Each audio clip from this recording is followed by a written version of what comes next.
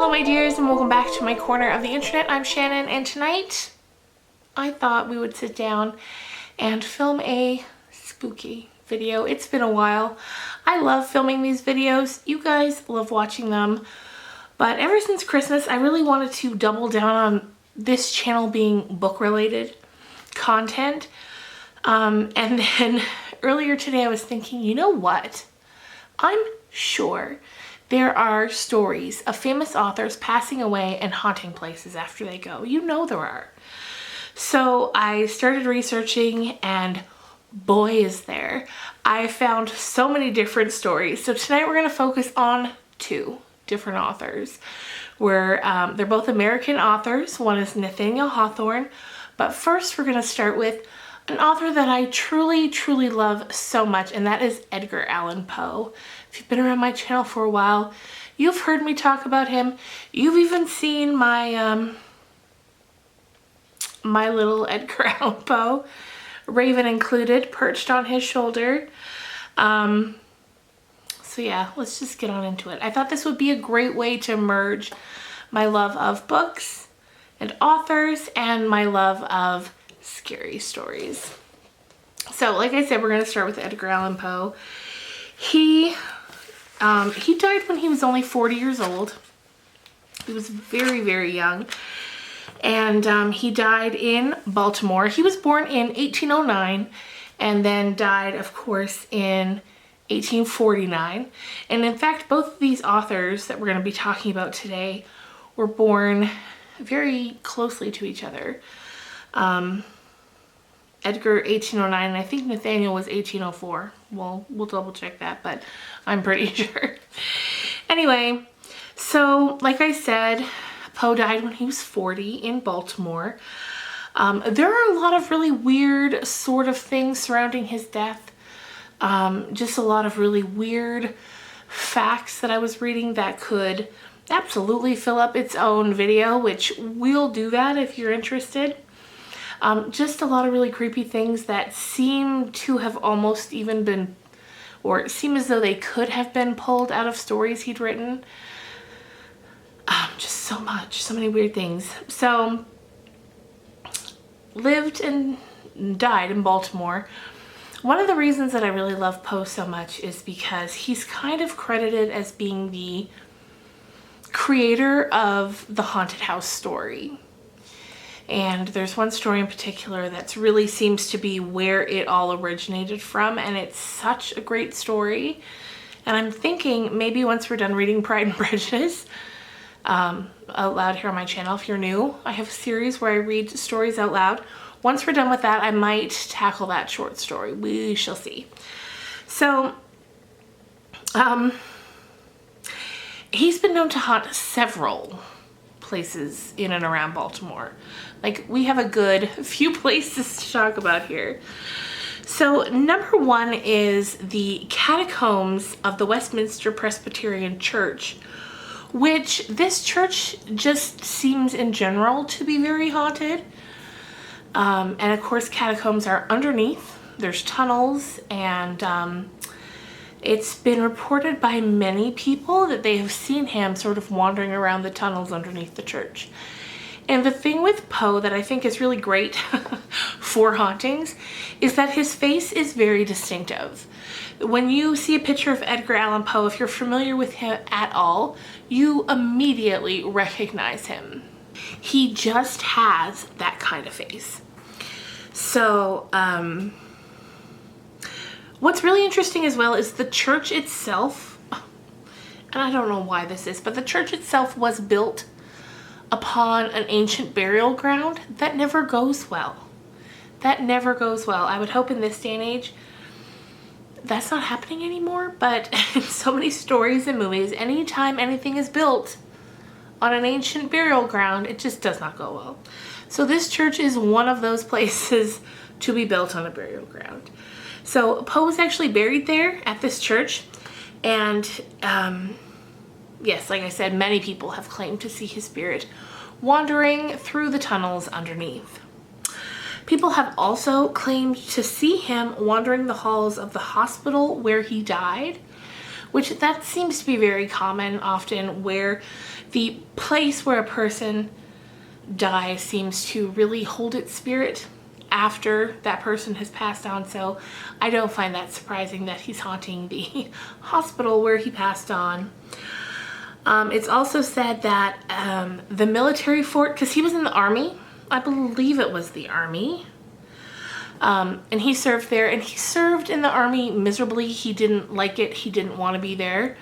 So it's said that the military fort where he was stationed, his spirit can sometimes be seen there as well. So I just think that's really interesting, all these places that he's haunting. He gets around is what we're learning here today.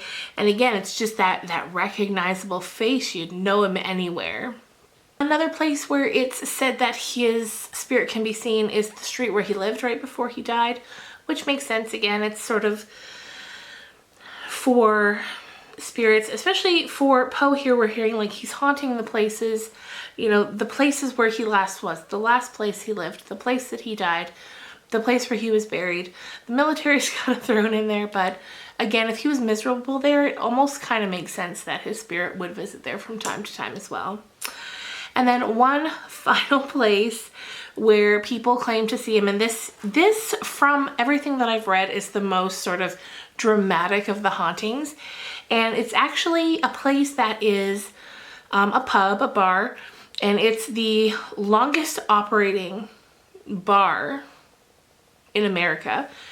And from what I read, I believe that it was open so in the early 1800s when he was alive, and is still open now, I think. And the bar is called the Horse You Rode In On, which is a really, really cute name. And apparently this bar, being so old, it has all kinds of crazy supernatural sightings and just reports of really weird and creepy things happening there. And one of the things that really stuck out to me when I was reading about this bar, the Horse You Rode In On, is that Poe's spirit, when it's felt there, seems to be a little playful. And if you loudly, like verbally, say that you don't believe the spirit of Edgar Allan Poe is there, it's been known that bottles will fall off of shelves and smash, or chairs will tip over. Sometimes even the chair you're sitting on will tip over. So, I mean, that's a little extreme. I can't even imagine how scared you'd be if you were sitting in a bar and the bottle started falling and your chair tipped over. No, that's a bit much. So next up, we're gonna move on now to Nathaniel Hawthorne, another famous American writer. And he was born, yes, in 1804, and he lived a little longer than Edgar, and he died in 1864. It said that the house that inspired Nathaniel Hawthorne to write House of the Seven Gables, which was a popular book of his, the inspiration for that book came from a house that was called the Turner Ingleful Mansion, and it's a place where his spirit still frequently visits. In doing my research, I saw that it's a place where you can still go and take a tour of the property, which is very interesting, and I would absolutely do that if I ever came anywhere near that. I think it's in New England where he lived and died. So, again, this is the kind of place where, aside from Nathaniel's spirit, this house in general is just known for being haunted. It has so many stories attached to it, and maybe one day we'll go and dive deeper into the house itself. But for today, I'm just gonna pull up here on my phone what I was reading about it. It says here, it's rumored that a home frequently visited by New England's greatest writer, Nathaniel Hawthorne, the Turner Ingersoll Mansion, is haunted by a ghost, possibly three. Located at 54 Turner Street in Salem, Massachusetts, it served as the inspiration for Hawthorne's House of the Seven Gables. And a supernatural presence is thought to be Hawthorne himself. I feel like he'd love that. I feel like he would love for that to now be part of his story. Hawthorne took an interest in the house because of its secret rooms. This is so interesting. So this house had secret rooms that were built to hide family members, lest they were accused of witchcraft.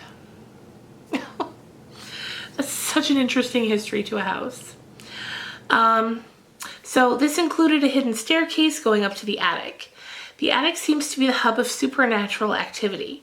In the house, a man has been seen climbing the stairs, and a little boy wearing 19th century clothing who has been seen around the property can also sometimes be heard giggling and running around in the attic room, which, I mean, can you imagine? You're in this house and you hear the sound of footsteps running. You hear the sound of a child giggling. That would be so scary. It says here that it's popularly thought that this might be Hawthorne or his son Julian. But as children, though they both lived well into adulthood, and the ghost of a woman believed to be Susanna Ingersoll, which she was Hawthorne's cousin, whom he visited at the house in his youth.